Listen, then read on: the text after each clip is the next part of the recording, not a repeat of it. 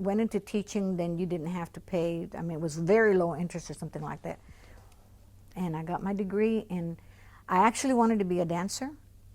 That was another cultural thing. I love dancing, and I wanted to be a dance teacher, and TW had the best dance program in the country. Well, I get there, and I said, I'm a dancer. And then I go to one of my first dance classes, and all these little white girls were all in their little leotards. They'd been going to school. They were dancing since they were 3 years old. They'd gone to ballet classes and jazz and tap dance, and they all knew.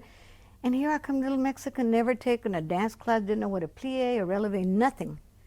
And so they said, girl, you can't be that, you know, because they were already experienced.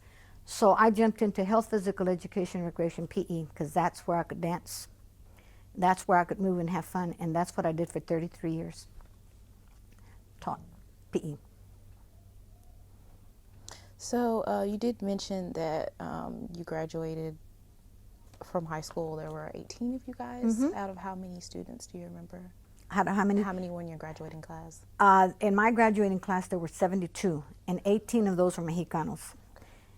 The reason I know that is because, I know that because we all, every one of us, not every one of us, most of us got that money. Emily Riojas Cole became an educator, and the school was named after her in Houston. Most of us went into teaching. Brilliant, brilliant teacher, and she worked very hard in the bilingual programs. Everybody that got that loan was able to go to college and became accountants and whatever. And do you remember how many Hispanics, like approximately how many Hispanics were in your college? In my college? Yeah. There was a lot because TWU in 1960 in that time was an all-girls school. And this is where I really had another cultural shock lesson, because I always assumed that all Mexicans felt like I did, okay? That all of us were the same, no matter where they were from. Well, there were a lot of girls from Laredo, Texas.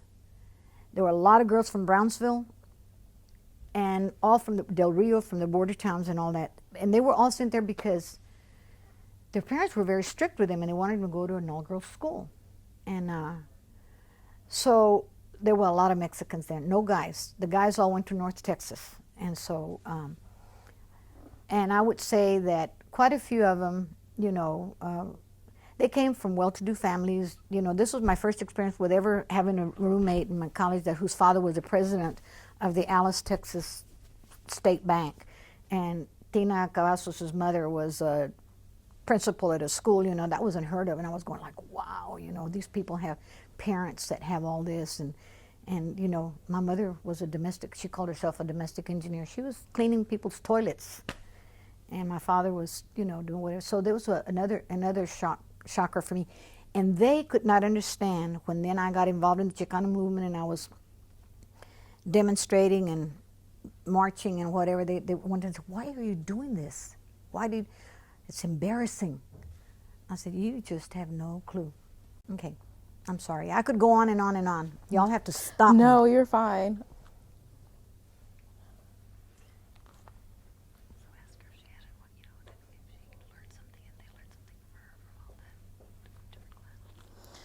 So, despite the differences between the classes of people that you encountered in college, do you think that maybe that they learned something from you or that you learned something from them?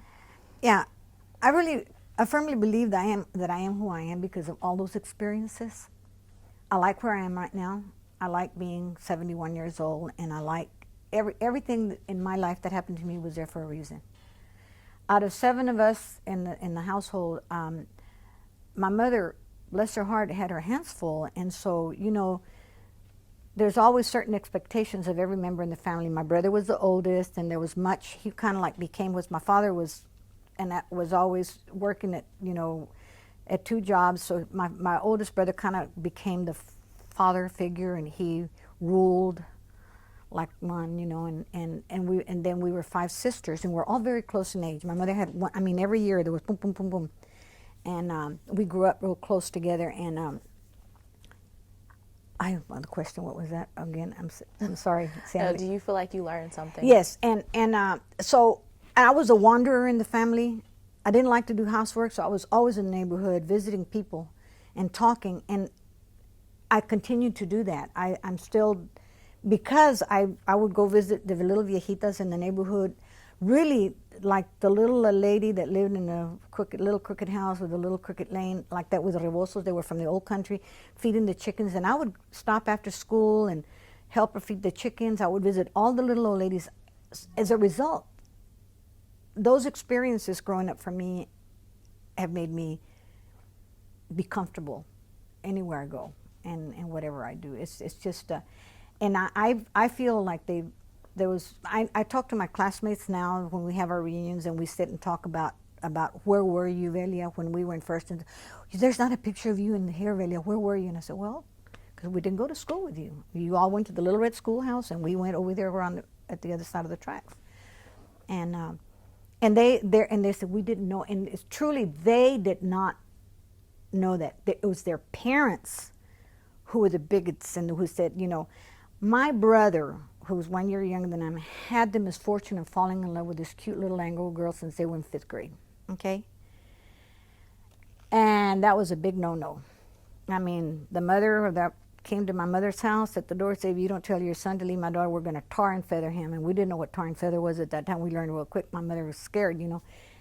And so my brother, and you know, they wanted to get married. They were already in high school. And how they put, the young kids in this class would say, if you want to take Nell to the junior senior prom, we'll tell Tommy Brewer over here to go pick her up and act like he's her escort. And then when we meet at the Dairy Queen, then we'll switch. Then James and Nell would sit in the back, and Jimmy and this other girl. So they always would work it out to where they could get James, my brother, and his little white little girlfriend together. You know, they had to do this in behind the parents' back.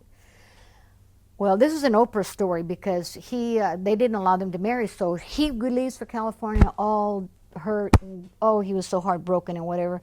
And she goes off and marries somebody else, and he marries somebody else. He has 3 kids. She never was going to have any kids. She had went through several marriages. A class reunion happened, and they see each other, and boing, it was still there. The love was still there. So she decided to divorce her husband, and my brother decided to leave his wife. And I mean, we flew over there to go pick him up because we knew his wife was going to kill him over there. His kids were already grown up too, and we bring him back, and they decided to. I mean, he gets his divorce, and they get married, and they live happily ever after. They're wonderful together, and his 3 children absolutely adore her. You know, So, you know, those are stories that because there was such bigotry and such hatred back then that, you know, but it turned out okay. So, yeah, a lot of good things came of it, out of that whole experience. All right.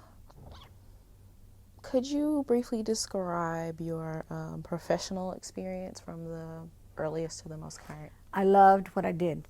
I love teaching. I think it is the best profession in the whole world. It's a noble profession. And it was good for me at the time. I was the first one in my whole family to get divorced.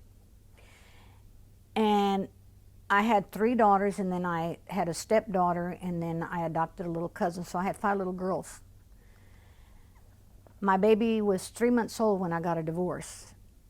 And I just know, I know this is, y'all may think this is weird, I just know that this was in the big plan of life, that in the big picture of the universe, it was already written for me that I was the first one in my family to get a college degree, because the universe knew that I needed to have a profession, because I was going to be the first one to get divorced and marred, because back then you were a good little I wasn't that much of a Catholic. I was a Catholic because that's all we grew up with in a small town. And so my baby was 3 months old. I was still nursing her when I got divorced. I was 33. I was very young. But my teaching profession helped me raise my children. They went to school with me.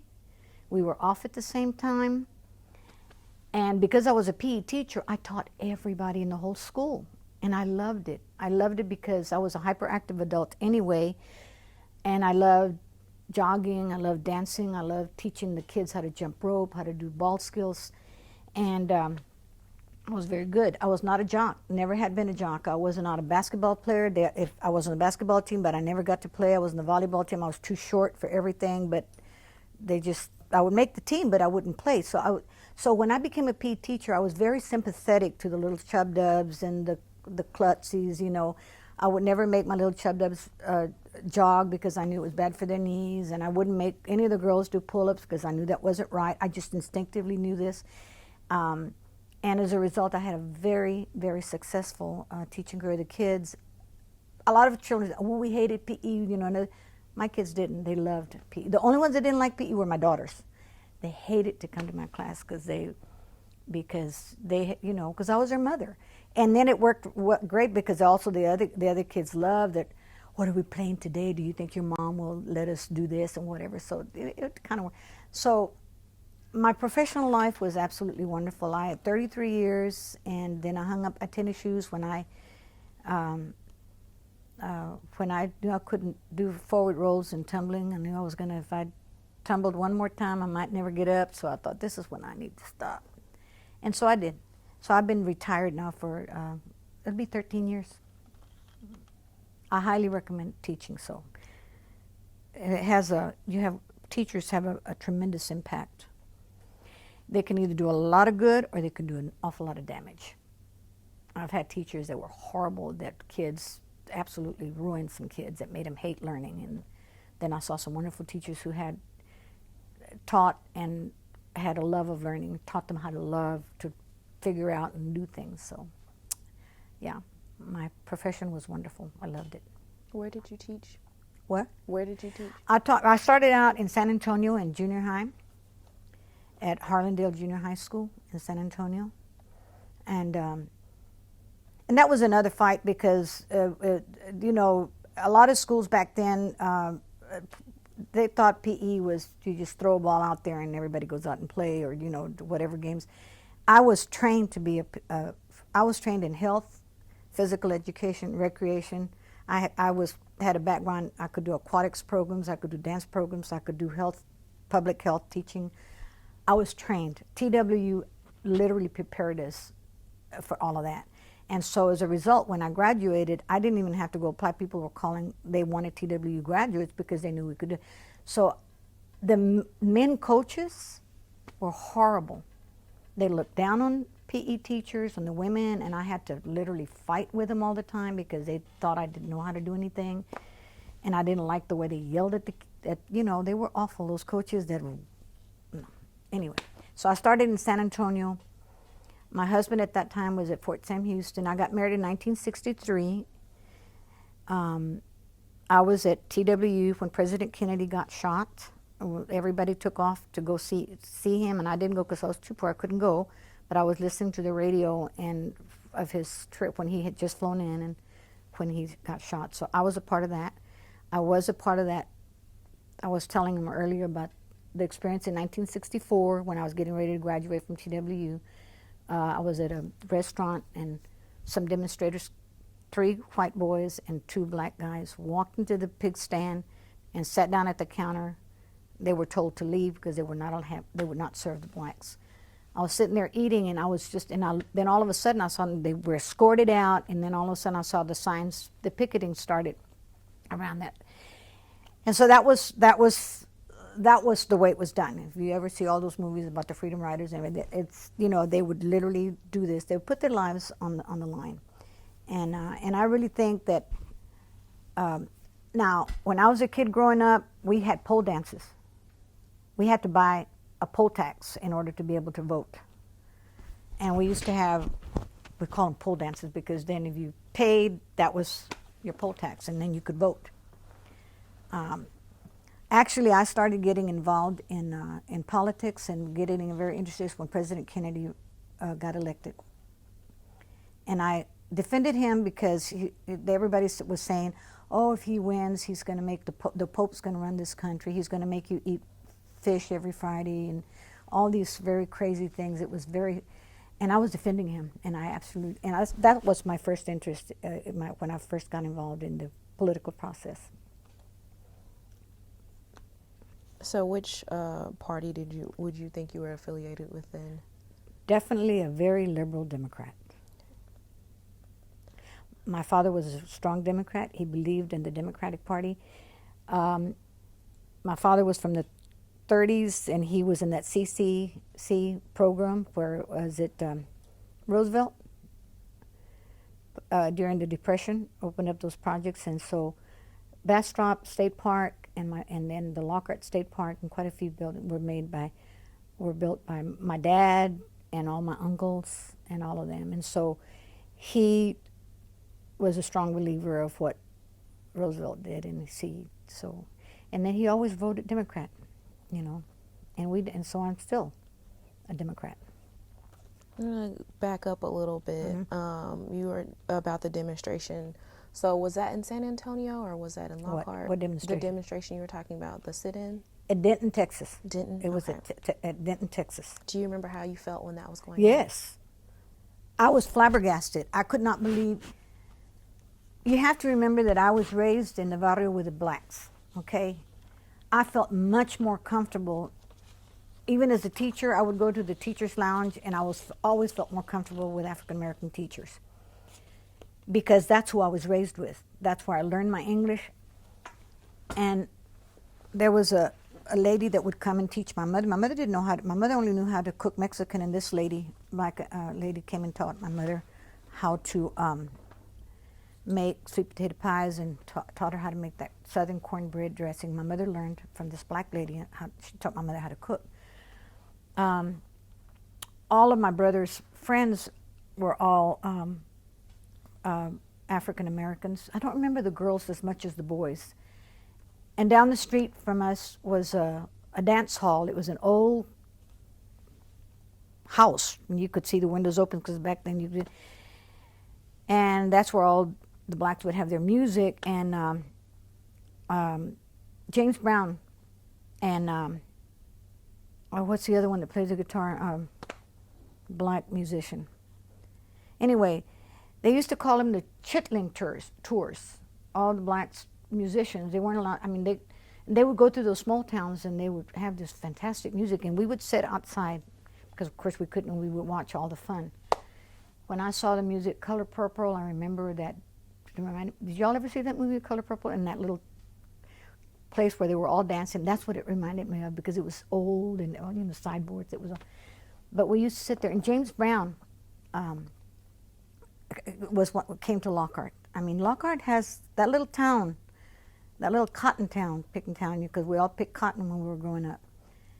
And so for me, when I saw what they were doing, that they weren't letting, I couldn't understand. It's like my rude awakening at TW was when I found out that Jews were also being discriminated against, and I didn't know that.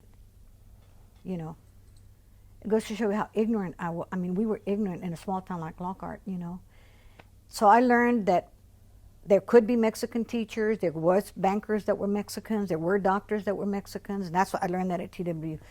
I learned that, you know, I had a friend of mine, Chayo Cooling, who was from Starr County down in the valley, and her father was a tax assessor collector, and they got in trouble over that, I don't know what it was.